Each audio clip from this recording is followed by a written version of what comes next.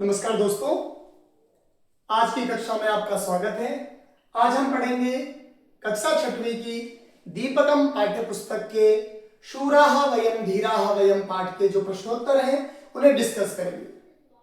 यहाँ पर आप जो देख रहे हैं इस फाइल में प्रश्न भी है और उत्तर भी है, परंतु वहां पर उन प्रश्नों का उत्तर क्यों दिया गया है, किस लिए वो उत्तर हुआ है और उसका अर्थ क्या है, यह पंक्ति क्या कहती है, क्या इसमें करना है, ये मैं आपको समझाऊंगा। क्योंकि नोट्स तो हमारे पास होते हैं, हम याद भी कर लेते हैं, परंतु याद हम कितना करेंगे। तो यदि हम प्रश्नों को समझ जाएं, पंक्तियों को समझ जाएं, तो हमें आसानी होती है कि हम इन्हें सरलता से कर सके। और बहुत सारे प्रश्न ऐसे होंगे बच्चों जिन्हें आपको रटना नहीं पड़ेगा, बल्कि आप समझकर ही उन्हें आसानी से हल कर पाएंगे। तो आइए शुरू करते हैं। सबसे पहले हम पहले प्रश्न में चलते हैं। पहला प्रश्न है हमारा पट्टिकातः, यानी कि पट्टिका में से, जो आप पट्टिका देख रहे हैं इसमें से, ये जो पट्टिका बॉक्स देख रहे हैं, इस पट्टिका में से आपको क्या करना है, शिष्टाचारस्य पदानि चित्वा लिखन्तु। यानी कि जो शिष्टाचार से संबंधित जो पद है, शिष्टाचार का मतलब क्या होता है, शिष्ट आचरण यानी कि सदाचरण, जो अच्छा व्यवहार है, जो अच्छी आदतें हैं, जो अच्छी बातें हैं, जो गुण हमें होने चाहिए, उनको हमें अलग तालिका में लिखना है। और जो अशिष्ट है यानी कि जो सदव्यवहार नहीं है, दुर्व्यवहार है, जो बुरी आदतें हैं, बुरे गुण हैं, अवगुण हैं, उन्हें हमें छोड़ देना है। तो ये हमें कैसे पता लगेगा, हमें पता लगेगा जब हम इनके बारे में समझेंगे, जब हम इन्हें समझ पाएंगे, इनकी मीनिंग समझ पाएंगे कि इन शब्दों का अर्थ क्या है और वे हमें क्या बताते हैं। उसके साथ साथ हम ये भी देखेंगे कि इनमें जो अच्छे गुण हैं वे हमें आ जाए और हम उनको फॉलो करें। ठीक है, तो बच्चों आगे बढ़ते हैं। यहां पर उत्तर भी दिया गया है, ठीक है, यहाँ पर प्रश्न भी है, यहाँ पर उत्तर भी है। अब सबसे पहला प्रश्न देखिए, उत्तर में दिया गया। पहले मैं आपको प्रश्न से ही जो शब्द दिए गए हैं उनको बताता हूं कि कौन से शब्द हैं जो हमें लिखने हैं, जो सद्व्यवहार के अंतर्गत आते हैं, शिष्ट आचरण के अंतर्गत आते हैं। मातृप्रेम, पहला शब्द है मातृप्रेम। मातृप्रेम यानी कि अपनी माता के प्रति प्रेम की भावना। तो बच्चों ये हमारे अंदर होनी चाहिए, इसलिए शिष्ट व्यवहार है, सद्व्यवहार है, इसलिए हम इसको लिखेंगे। ठीक है, उससे पहले एक शब्द है कलह। कलह यानी कि झगड़ा। कलह यानी कि झगड़ा, लड़ाई झगड़ा जो हम आपस में कर लेते हैं, अपने क्लासमेट से कर लेते हैं, अपने भाई बहनों से कर लेते हैं। तो जो झगड़ा है वो एक अच्छी आदत नहीं है, इसलिए उसे हम शिष्ट व्यवहार नहीं कहते हैं, इसलिए उसे हम नहीं लेंगे। ठीक है, मातृप्रेम है, मातृप्रेम माता के प्रति प्रेम की भावना, तो हमें होना चाहिए, इसलिए हम उसको सही मानेंगे, इसलिए हमने यहाँ पर मातृप्रेम लिया है। बंधुषु है ना, बंधुषु यानी कि बंधुओं में, बंधुओं की भावना, भाई बहन की भावना, मित्र की भावना ऐसी होनी चाहिए, इसलिए यहाँ पर भी हमने उसके हम बंधुषु के रूप में यहाँ पर ले लेंगे। ठीक है, अगला शब्द है प्राणिषु, दया। प्राणियों में दया, प्राणियों के प्रति दया का भाव। प्राणी कौन है, चाहे वो जिसमें प्राण है, जिसमें जीव है ना, जिसमें जान है, चाहे वो कोई एनिमल्स हो या कोई बर्ड्स हो या कोई भी कीट पतंगे आदि जो भी हैं या मनुष्य हैं, सभी के प्रति जिसमें भी प्राण है, चाहे वृक्ष ही क्यों नहीं है, उनके प्रति हमारी क्या भावना होनी चाहिए, दया का भाव होना चाहिए, इसलिए ये भी सही है। ठीक है, सर्वेषु मैत्री भाव, सबके प्रति मित्रता का भाव हो, ये भी बिल्कुल सही है, इसलिए हम इसे भी लिखेंगे।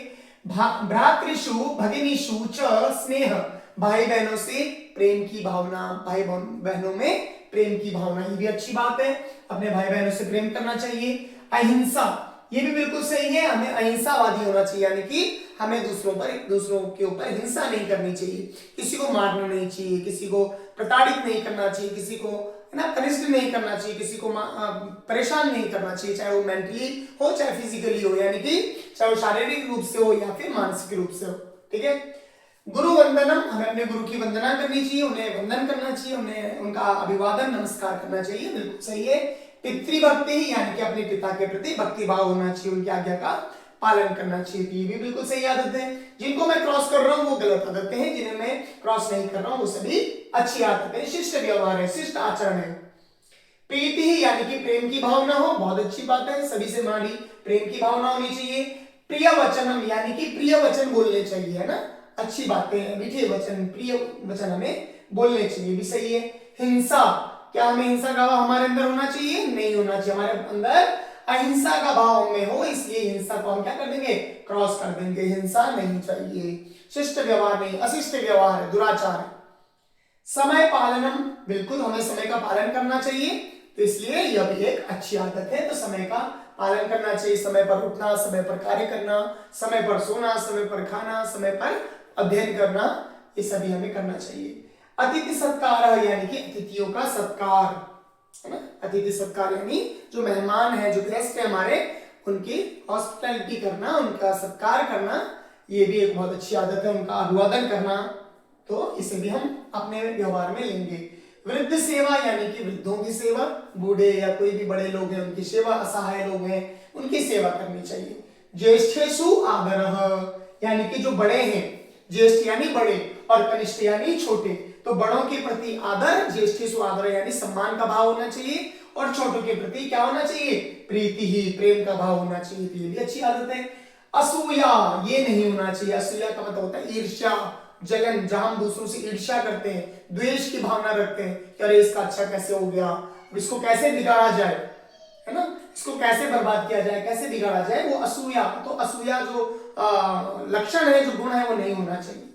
स्वाभिमानम, हमें स्वाभिमान होना चाहिए अपने कार्य के प्रति, अपनी जिम्मेदारी के प्रति, और अपनी जो भी हमारी अचीवमेंट्स है, हमारी उपलब्धियां है, या जो भी हम जीवन में मेहनत करते हैं, परिश्रम करते हैं, जो हमें मिलता है, उसके प्रति हमें स्वाभिमान होना चाहिए।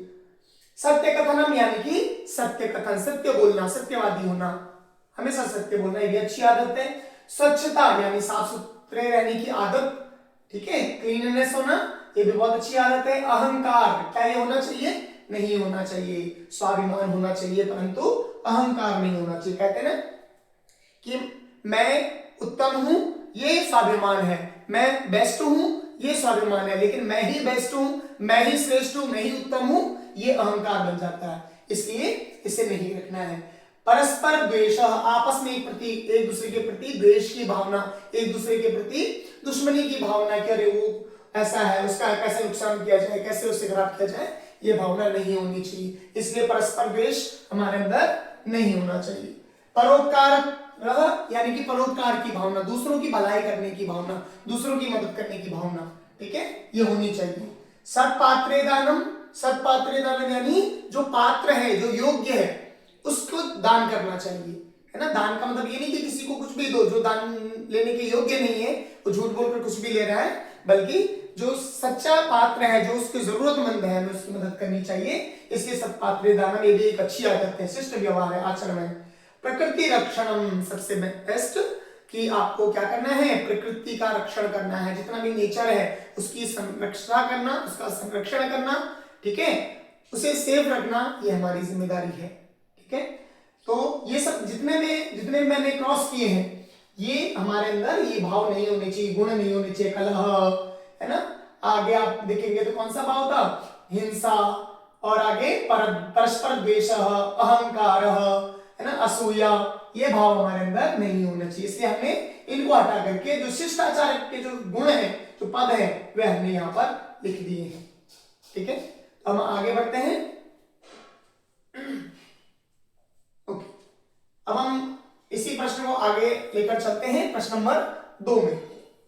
प्रश्न नंबर 2 कहता है उदाहरणानुगुणम समयम संख्या भी लिखन्तु। उदाहरण के अनुसार क्या करना है, समय और संख्या लिखनी है। क्या लिखनी है, समय और संख्या। पहला है, देखिए ये जो है शब्द सप्तवादनम, ये संस्कृत में लिखा गया है सप्तवादनम। मैंने आपको कल बताया था, है ना, कि जो सप्तवादनम क्या है, ये संस्कृत भाषा में लिखा गया है। अगर मैं बोलूंगा कितने बज रहे हैं और अभी 7 बज रहे हैं, तो आप कहेंगे सप्तवादनम, ठीक है। उसी को हमें किसमें लिखना है, संख्या में लिखना है। हमें पता लगे कि संस्कृत में हम जो कह रहे हैं वो संख्या में होता कितना है, तो ये हमें पता होना चाहिए। सप्तवादनम, सॉरी, पादोन सप्तवादनम यानी कि सवा, क्या होगा, पादोन 6:45 बजे, 7:15 नहीं, पौने से, पादोन। पहले दिन मैंने आपको जो वीडियो बनाई उसमें बताया था, मतलब एक पद नहीं, 7 बजने में एक पद मतलब 15 मिनट नहीं है, तो कितना हो जाएगा, 6:45 हो जाएगा। तो हम पादोन सप्तवादन यानी कि 6:45, 6:45, 6:45। अब दूसरा शब्द है हमारे पास सार्धदशवादनम यानी कि 10:30 बजे। सार्ध का मतलब होता है आधा सहित, कितना 10, दशवादनम, तो 10:30 यहाँ पर हो गया, ठीक है।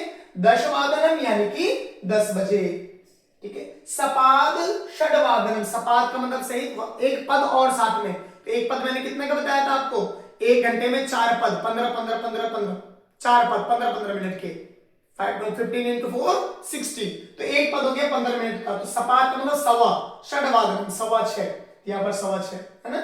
सार्ध चतुर्वादनम यानी कि सार्ध का मतलब आधा सहित, कितना, चतुर्वादनम 4, 4:30, 4 के साथ आधा और, तो 4:30, इसको बोलेंगे 10:30 बज गए तो 10:30वादनम, 10 बज गए दशवादनम, 6:15 बज गए सपादशतवादनम, 4:30 बज गए सार्ध चतुर्वादनम, और 11:15 बोलते हैं हिंदी में, 10:45 को 11:15, मतलब 11 में बजने में एक पद कम, इसलिए हम उसको बोलते हैं 11:15, ठीक है।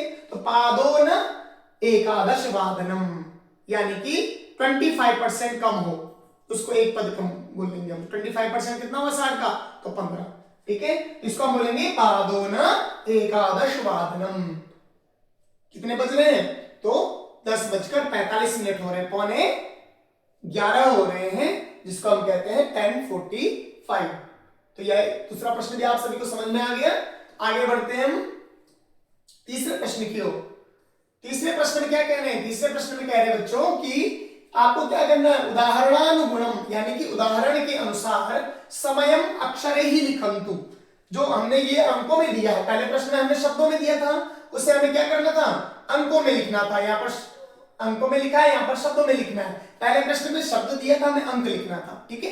तो ये आप देख रहे हैं कितने बज रहा है, यहाँ पर आपको दिख रहा है 6 बज रहे हैं, और 6 को संस्कृत में षड बोलते हैं, वादनम यानी बजे, तो ये आ गया षड वादनम, ओके। यहाँ पर आप देख रहे हैं 12 बज रहे हैं, क्या आ जाएगा 12 के लिए, द्वादश शब्द आ जाएगा, और बजे वादनम यानी द्वादश वादनम। 5 के लिए कितना कहते हैं, पंच। यहाँ पर साथ में कितना है, आधा और है, 30 मिनट मतलब आधा और है, तो हम इसको क्या कहेंगे, सार्ध, और 5 बज रहा है, सार्ध पंचवादनम, तो 5:30 हो गए, सार्ध पंचवादनम, ठीक है। वैसे भी यदि हम और आगे बढ़ेंगे तो 6:45 हो रहे हैं, यानी कि 6:45 हो रहे हैं, 6:45 हो रहा है, तो एक पद कम हो रहा है, कितने बजने में, 7 बजने में एक पद कम है, तो पादोन सप्तवादनम।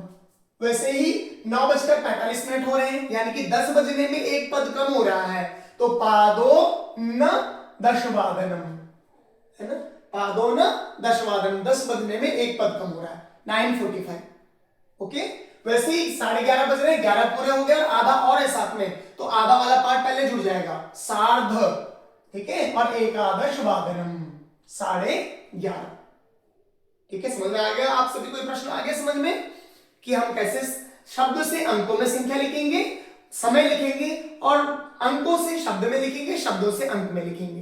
तो दोनों को करने के बाद आपको समझ आया होगा कि यदि आपको कोई भी समय पूछेगा तो आप आसानी से बता देंगे। तो हम आगे बढ़ते हैं बच्चों, चौथे प्रश्न की ओर बढ़ते हैं। उदाहरणानुगुणम प्रश्न निर्माणम कुर्वन्तु, उदाहरण के अनुसार प्रश्न निर्माण कीजिए। उदाहरण क्या दिया गया है, सह सार्ध सप्तवादने अध्ययनम करोति। पहले मैं आपको इसका अर्थ बता देता हूं।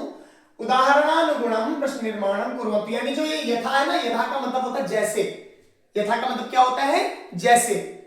तो जैसे ये उदाहरण दिया, एग्जांपल दिया आपको कि सह सार्ध सप्तवादने अध्ययनम करोति, वह कब करता है, सार्ध सप्तवादने 7:30 बजे, कब करता है, 7:30 बजे क्या करता है, अध्ययनम करोति यानी कि अध्ययन करता है, स्टडी करता है, पढ़ता है, ठीक है, पढ़ाई करता है। हम नहीं बोलेंगे कि पढ़ाई के लिए अलग से क्रिया वर्ब है, हम यहाँ पर यही कहेंगे अध्ययन करता है, यानी कि स्टडी करता है। अब इसको क्या करना है, ये जो समय आप देख रहे हैं, इस समय के स्थान पर हमें एक शब्द का प्रयोग करना है, कदा। क्या करना है, कदा। कौन से शब्द का प्रयोग करना है, कदा शब्द का प्रयोग करना है। और कदा का मतलब क्या होता है, कदा का मतलब होता है कब, कदा का मतलब क्या होता है, कब, व्हेन, हम बोलते हैं ना व्हेन, कब। तो जो भी समय आएगा उसका हमें क्या जोड़ना है, कदा जोड़ना है, और लास्ट में हमें क्या जोड़ना है, प्रश्नवाचक का चिन्ह लगा देना, तो हमारा प्रश्न निर्माण हो जाएगा, ठीक है। तो हम आगे बढ़ते हैं, सबसे पहले वाला प्रश्न देखते हैं।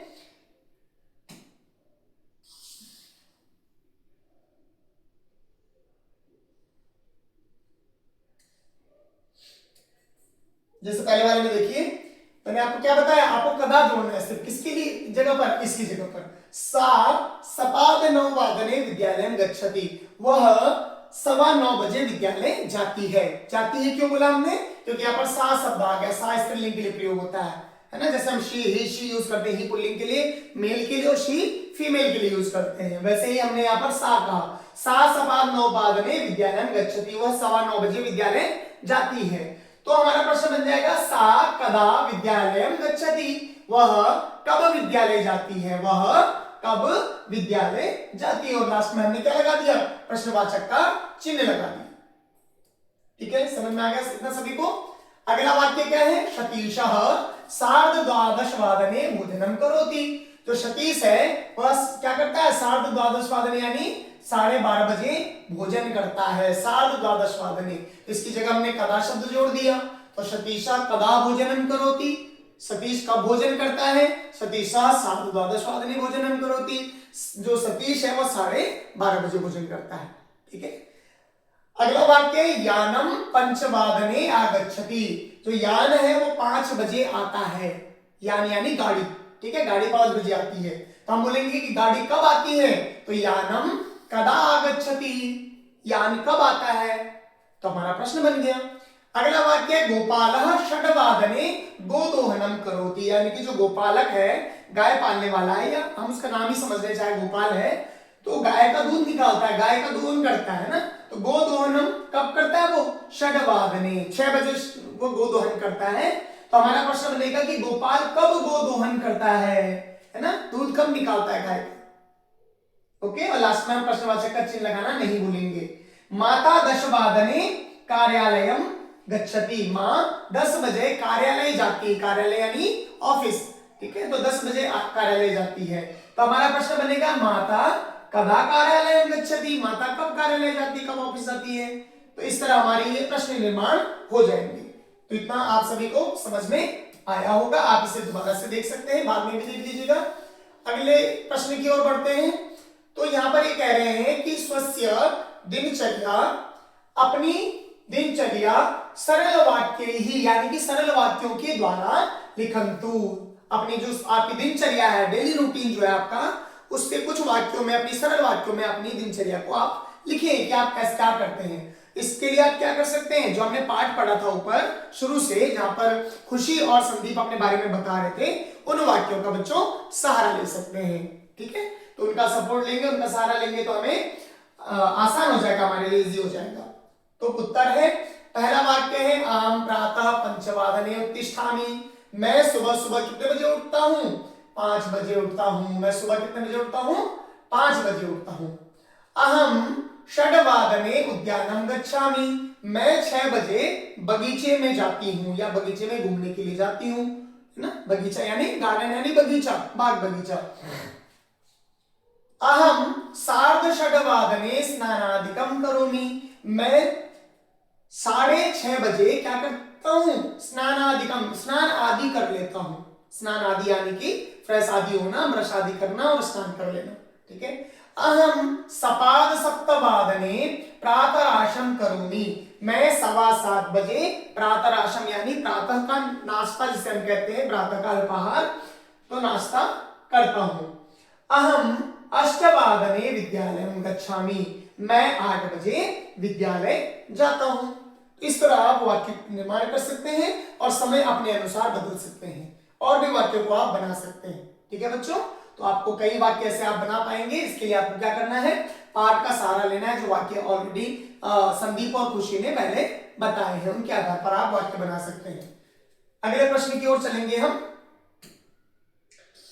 वाक्येषु शिष्टाचार पदम योजयन्तु, इन वाक्यों में क्या करना है, शिष्टाचार पद जोड़ना है। यानी कि जो आप देख रहे हैं, नियम पालनम, सेवाम, सहायम, दया भाव, मैत्री भाव, ये सभी क्या है, शिष्टाचार यानी कि अच्छे आचरण वाले शब्द हैं। इनको आपको सही जगह लगाना है, कौन कहां पर सही बैठेगा, कौन कहां पर फिट बैठेगा। ठीक है, तो आइए शुरू करते हैं।